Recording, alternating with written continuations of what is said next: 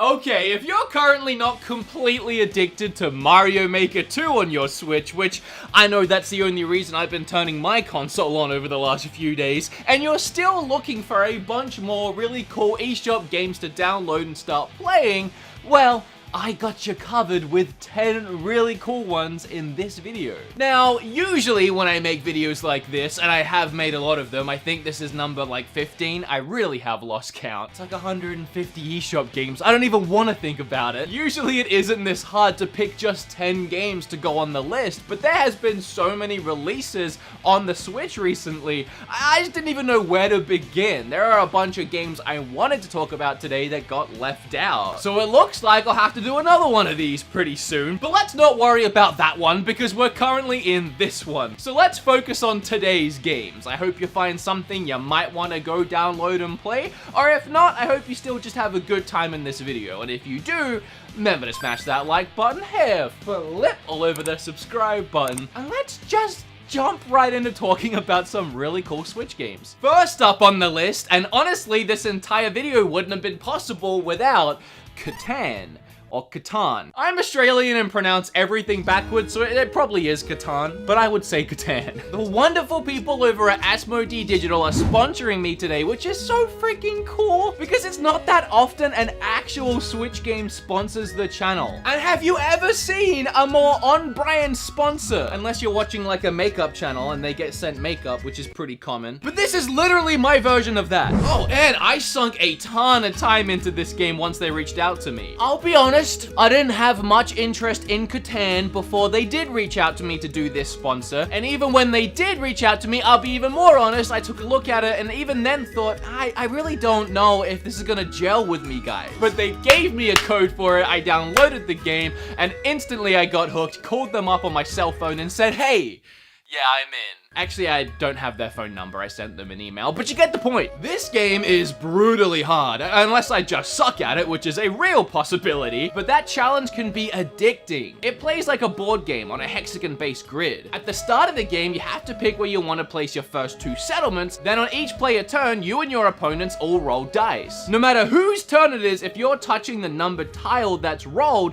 you get the resources that match that tile. The aim of the game is to use those resources to build more settlements, cities, roads, boats, you name it. Everything of that nature you build, you earn a point for, and then the first person to reach a certain point goal wins. But the real fun and frustration comes in trading resources. You won't always have exactly what you need, so you'll have to trade with other players. It's always a scary balance between getting the stuff you need and not giving your enemies too much of the stuff they need at the same time. And that mechanic reminds me of Monopoly and what makes that game so fun to play with friends. The rounds of Catan can last over 15 minutes, so losing is always an upset, and yet I consistently found myself loading the match back up and trying again. It's kind of worrying how much time you can sink into the game. Oh, and by the way, this is all things that I wanted to say, my experience with the game that I wrote down in my script and not what I was told to say. But there are a couple things they needed me to mention, so let's do that. This is the ultimate digital version of Catan, integrating modern art, enhanced graphics, and a reinvented UI. It's an easy to learn game, and that's true, even though it's, you know, still hard. That includes a full 26 scenario campaign with immersive replayability through all the expansions. Catan even has online modes and leaderboards. I'm gonna go ahead and leave a link for the game down in the description, so please clicky clacky tappy on that before you leave this video today, and if you feel like you get good at the game, hit me up on Twitter, because I need some good competition. Other than the AI, which kick my butt every single time I play. The original Devil May Cry is a game that I have rebought time and time again, and if I wasn't lazy, I could go behind me and find every copy I have, and it's every copy that was ever released. And I'm not sure what even needs to be said about Devil May Cry to convince anyone that it's worth a buy. I love this game, I clearly always have, and I always will. It was the very first hack and slash I ever played, and I would probably say that hack and slashes grew to become my favorite genre of video games, so I guess I owe that to Devil May Cry. It's a big fat 20 bucks on the eShop, which some people pointed out is high, considering there is a HD collection triple pack for just 30 bucks on other systems. Which, yeah, I get, but I mean, selling this game at 10 bucks seems low comparatively to other budget games on the eShop. At least it isn't a whopping $30 like Resident Evil 4 is. But in any case, in Devil May Cry you play as Dante, a half-human, half-demon man who hunts evil demons for a living. This gameplay in the first game is timeless, timeless and will never disappoint. While newer Devil May Cry games have improved on the base formula, they have never strayed too far away from the original because it really is near perfect. The cutscenes are a special kind of crazy, the action is fast-paced, stupid fun, the boss battles are epic, and this is just my kind of game. Alright, I recently reviewed Cadence of Hyrule in my video all about Switch games I can't stop playing, which was true until Mario Maker came out. And then that just changed everything.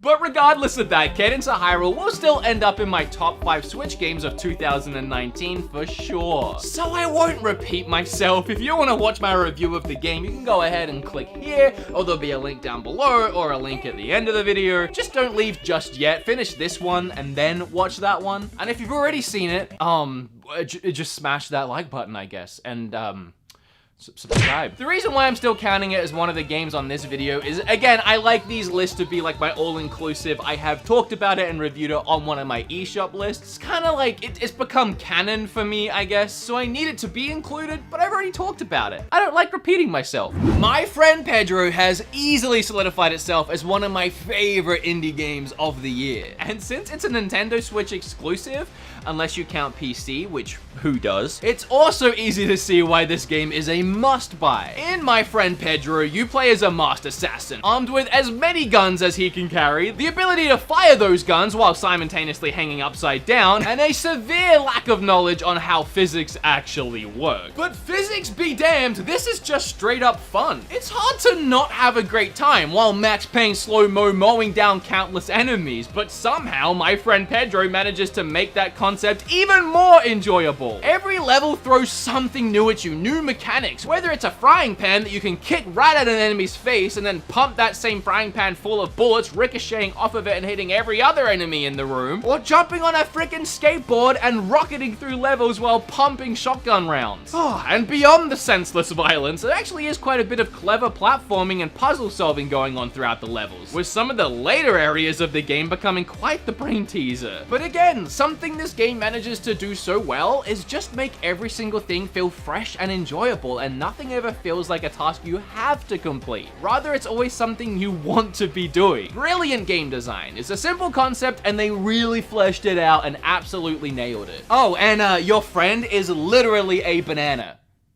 So there's that. Shit is bananas, B-A-N-A-N-A-S. During Square Enix's E3 conference, they decided to just drop The Last Remnant on the Switch that night, which came completely out of nowhere for me. It's a JRPG I really liked on my 360, but I never finished. So I immediately, like a week later when I remembered that I forgot to buy it off the eShop, downloaded the game and got to play it. And while I still haven't finished this one yet, I do have some choice thoughts to share about it. Honestly, I don't really care much for the story, but to be fair, I barely ever do in most JRPGs. The gameplay, however, is pretty cool. You don't just control one character, rather you control a bunch of different characters on a battlefield, which makes the battling in this game feel more action-y than most of your standard stand in a line and wait your turn JRPGs. Not that there's anything wrong with that, it's just different. So while you're controlling your army on the battlefield, you also have to take into consideration military tactics when deciding on your next move, and even deal with some light QuickTime eventing. This game isn't without its flaws, and honestly the game does need more color. It looks pretty droll, which was an issue for a lot of games in general on that generation of consoles, but it's a solid RPG that hardcore JRPG fans will have a great time adding to their RPG library.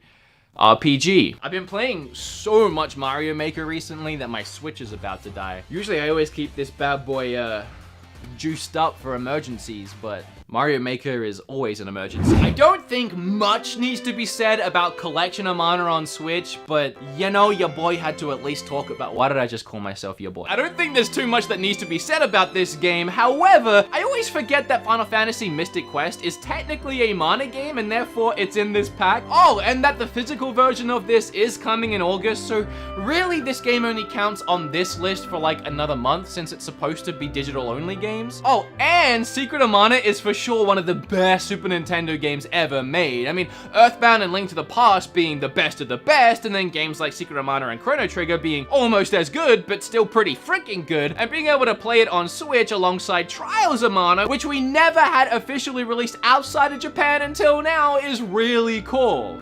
Well, I guess there is actually quite a lot to say about the collection of Mana. If you didn't know, these Mana games are actually really great to play in co-op too. They play very similar to Link to the Past, but with a real-time JRPG combat element spliced in. In Secret of Mana, the adventure has you playing as a young boy who accidentally stumbles upon a legendary sword that no one else has been able to wield until now, but you know, he needed it to cut some grass, so his hometown villagers then get all superstitious and stupid and kick you and the demon sword the heck out of town before someone or something smites them. And after that, it's just a matter of staying alive and defeating evil. And once I finally beaten that evil, I'll let you know what Trials of Mana is all about, because I still haven't played that one.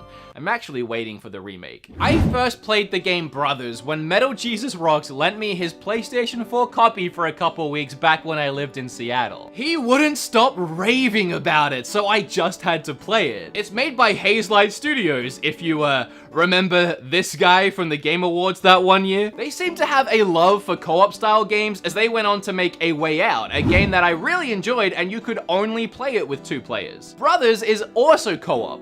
Well, co-op with yourself. You control both Nai and Naya. The left analog stick will move one brother and the right will move the other. The act of controlling both brothers at once is actually really intuitive and fluid. The gameplay will obviously have you using both brothers to solve puzzles and platform throughout the world, while you attempt to find a cure for your sick father. Now, it's not really a visually gorgeous game, but it is a charming, whimsical adventure with a unique gameplay mechanic that will leave a lasting impression on you. I had a lot of fun playing Metal Jesus' copy of the game years ago, and I had a lot of fun replaying it recently. Oh, and you do have the option of playing a proper official co-op for the first time ever in this Switch version. However, I don't really recommend it. Since it was designed for just one player, I would honestly stick with that. Controlling just one of these brothers at a time is exactly half the fun of controlling both of them at once. With a name like Hugh, it's not a surprise that I love the bright use of colors in this game. And ironically, my Switch actually did just die, so it's completely black. Hugh is a linear Metroidvania adventure that reminds me of Limbo, or rather in a way like the opposite of Limbo, as this game is bursting with bright colors and not so creepy moments. Throughout the game, you'll select different colors from your wheel here that will change the background of the level to whatever hue you select. Changing up between colors will reveal secrets, doors, platforms, and more that you couldn't see before. On top of that, it also affects the world around you. Switch to a color of an object that was already there that might erase it from existence, if only momentarily, but it could affect the level by triggering traps or being used to solve puzzles. It's a short game, so I'm gonna keep this short.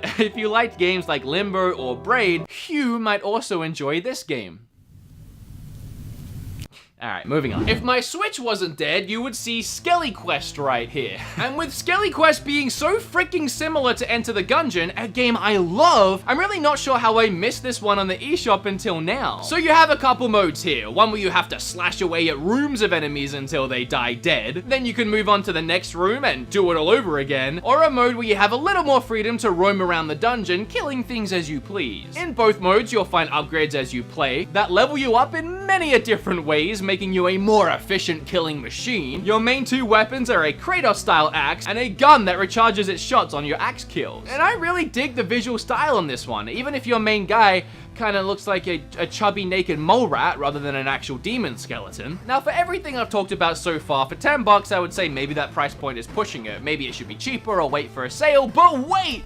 There's more. There's actually a whole nother mode I didn't talk about, a card game mode. It's completely separate from the main game, although you can earn items for your game on victories, and yeah, this is just a pretty cool little card game that's really fun. For a budget title, there's actually a lot to offer here in Skelly Quest. I'm so annoyed that I didn't charge it. Anacute has a very interesting concept that I haven't seen done before. Although it does have similarities to games like Katamari, and I guess in a way, Pikmin? You control a herd of angry but cute rioters that just destroy everything that get in their way. What do we want? Destruction! When do we want it? Whenever we finish the other game we're playing so we can delete it and make room on our Switch to actually download this one. But as soon as we've done that destruction! It honestly is a very Nintendo feeling game. I love grouping up a large crowd and just tipping over entire buildings like they're nothing. You can unlock new characters and new abilities. There's actually quite a lot of levels with a ton of variation between them and some really great boss battles. Actually, there was honestly a lot of games I wanted to put in this video, and one of them I really wanted to talk about was Darkwood. But I felt we already had a lot of darker, methodical, violent games, and we could just use something bright, bubbly, and cutesy instead. Although this mob is pretty violent, look at them! If you enjoy either Katamari or Donut County, you might also enjoy Anacute. Alright guys, there's another 10 I can check off my canon list of eShop games I put into these videos. I love making these videos. I feel like it's my only true, series that I do on the channel. Don't forget to click that link down below and check out Catan. I know we saw a lot of really great games today, but Catan is the one that sponsored the video. It's a really great game, fun to play with friends, and you clicking on that link and actually checking it out, it helps me, it helps the channel. So if you don't know what one to buy, I would definitely start with that one. It helps me out. It's a fun game. What more do you need? It's a win-win-win-win. It's like 7 wins. Just get it. Thanks to Asmodee Digital for sponsoring the video. If you liked the video, then you better have actually liked it, because that just makes sense. Hair flip all over the subscribe button. Now, if you'll excuse me, I have to put this bad boy back on charge. Actually, I need to reconnect this stupid flimsy kickstand that always falls off, and play some more Mario Maker 2. Alright, that's my life. Bye.